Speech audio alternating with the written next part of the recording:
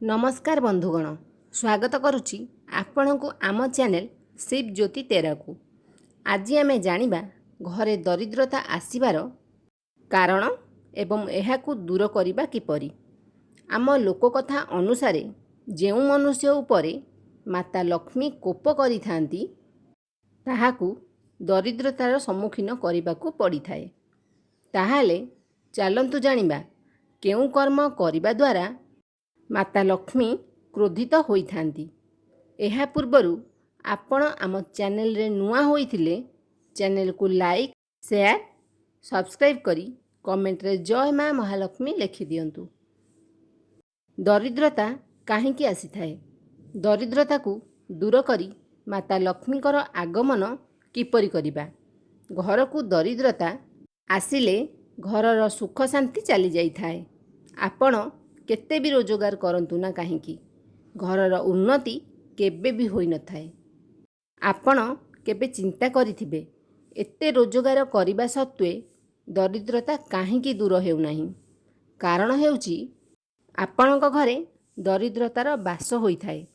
जेउ घरे दरिद्रता बास करि थाए सेही घरर सुख शांति एवं खुशी चमक चली जाई थाए एवं लक्ष्मी छाड़ी जाई थांती। दरिद्रता आसीबार कारण एवं एहाकू दूर करिबार उपाय नंबर 1। दरिद्रता आसीबार प्रमुख कारण हेउछि घरे पूजा पाठ करा जाउ नथिले।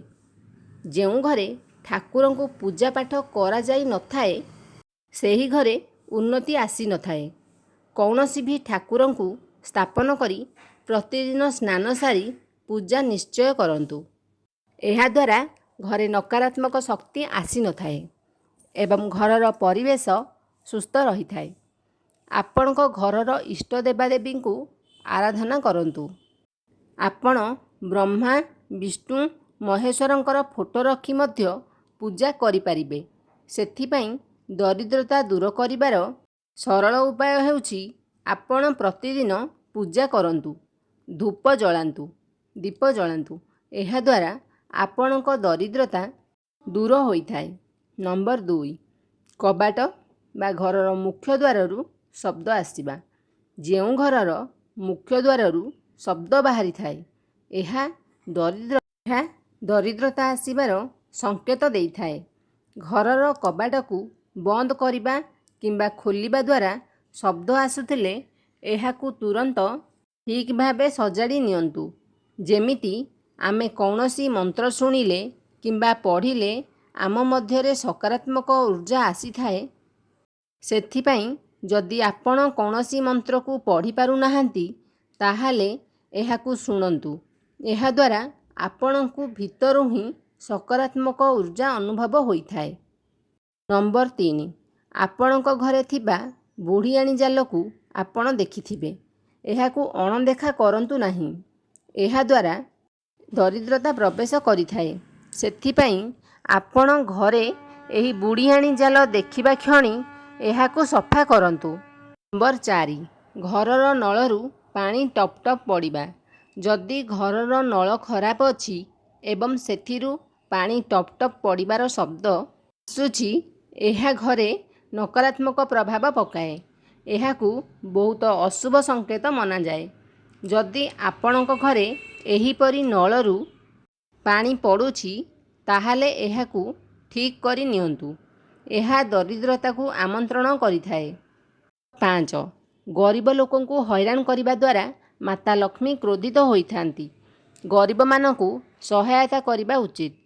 जेउ लोक गरीब को हैरान बा असुविधारे पकांती सेही लोक ताहाठारू अधिक गरीब होई जांती। नंबर 6। गणेशंकर प्रतिमा बा फोटो को भूल दिगरे लगाइबा द्वारा दरिद्रता आसी थाए। घर को दरिद्रता आसीबार मुख्य कारण गणेश ठाकुरंक प्रतिमा स्थापना होई थाए। जेतेबेले आमे घरर मुख्य द्वार रे गणेश ठाकुरंक फोटो चित्र लगांती ताहाले गणेशंक मुह बाहर पटकू रुहे एवं पिठी घर को रुहे। पिठिरे दरिद्रता बास करंती। गणेशंकु विघ्नहर्ता कहा जाए। किंतु आपण जेतेबेले घरे रुहंती सेतेबेले गणेशंकर पिठी को दर्शन करंती, जहाद्वारा ଦରିଦ୍ରତା ଘରେ ପ୍ରବେଶ କରିଥାଏ। ସେଥିପାଇଁ ଆପଣ ଗଣେଶଙ୍କ ପ୍ରତିମା ସ୍ଥାପନ କଲେ ଉଭୟ ମୁଖ ଥିବା ପ୍ରତିମା ସ୍ଥାପନ କରନ୍ତୁ। ନଚେତ୍ ଆପଣ ସ୍ୱାସ୍ତିକ ଚିହ୍ନକୁ ଘରର ପ୍ରବେଶ ଦ୍ୱାରରେ ଲଗାଇ ପାରିବେ। କାହିଁକି ନା ସ୍ୱାସ୍ତିକକୁ ଗଣେଶଙ୍କ ରୂପ ମନାଯାଏ।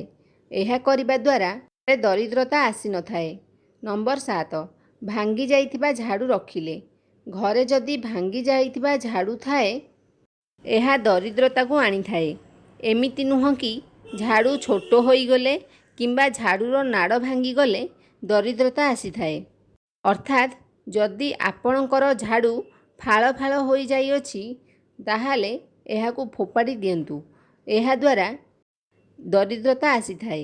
ଝାଡ଼ୁ ମାତା ଲକ୍ଷ୍ମୀଙ୍କର ପ୍ରତୀକ ହୋଇଥାଏ। ଆଉ ଝାଡ଼ୁ ଭାଙ୍ଗିଗଲେ ଆପଣ ମାତା ଲକ୍ଷ୍ମୀଙ୍କର ଭଗ୍ନ ରୂପ ଘରେ ରଖୁଛନ୍ତି ମନାଯାଏ। ସେଥିପାଇଁ ଏହି ପ୍ରକାର ଝାଡ଼ୁକୁ ବଦଳାଇ ନିଅନ୍ତୁ। ନମ୍ବର 8, ସ୍ୱାମୀ ସ୍ତ୍ରୀ ସାଥୀ ହୋଇ ଖାଇବା ଦ୍ୱାରା ଘରେ ଦରିଦ୍ରତା ଆସିଥାଏ। ସ୍ୱାମୀ ଓ ସ୍ତ୍ରୀ ଗୋଟିଏ ଥାଳିରେ ଖାଇଲେ ଘରେ ବାସ୍ତୁଦୋଷ ଲାଗିଥାଏ ଏବଂ ସେହି ଘରେ କେହି ଖୁସିରେ ରହିପାରନ୍ତିନି ଏବଂ ସ୍ୱାମୀ ସ୍ତ୍ରୀ ସର୍ବଦା ଅସନ୍ତୁଷ୍ଟ ରହିଥାନ୍ତି। ସେଥିପାଇଁ ଆପଣ କେବେ ମଧ୍ୟ ନିଜ ଲାଇଫ୍ ପାର୍ଟନରଙ୍କ ସହ ଗୋଟିଏ ଥାଳିରେ ଭୋଜନ କରନ୍ତୁନି। ଯଦି ଘରେ ସର୍ବଦା ଝଗଡ଼ା ଲାଗି ରୁହେ, ତାହେଲେ ଜାଣି ନିଅନ୍ତୁ ଆପଣଙ୍କ ଘରେ ଦରିଦ୍ରତା ପ୍ରବେଶ କରିବାକୁ ଯାଉଛି ଅଥବା ପ୍ରବେଶ କରିସାରିଛି।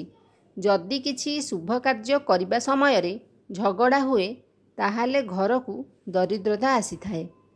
ନମ୍ବର 10, ଯଦି ଆପଣଙ୍କ ଘରେ ଭଙ୍ଗା କିମ୍ବା ଫଟା ବାସନ ରହିଛି, ଏହାକୁ ବ୍ୟବହାର କରନ୍ତୁ ନାହିଁ। ଏହାଦ୍ୱାରା ଦରିଦ୍ରତା ଆସିଥାଏ। ଏହାଦ୍ୱାରା ଲକ୍ଷ୍ମୀ କ୍ରୋଧିତ ହୋଇଥାନ୍ତି ଏବଂ ଆପଣଙ୍କ ଘରେ ଦରିଦ୍ରତା ଲାଗି ରୁହେ। ନମ୍ବର 11, ଠିଆ ହୋଇ ପରିସ୍ରା କରିବା ଦ୍ୱାରା ଆପଣଙ୍କ ଘରକୁ ଦରିଦ୍ରତା ଆସିଥାଏ। ଏହାକୁ ବାସ୍ତୁଦୋଷ କୁହାଯାଏ।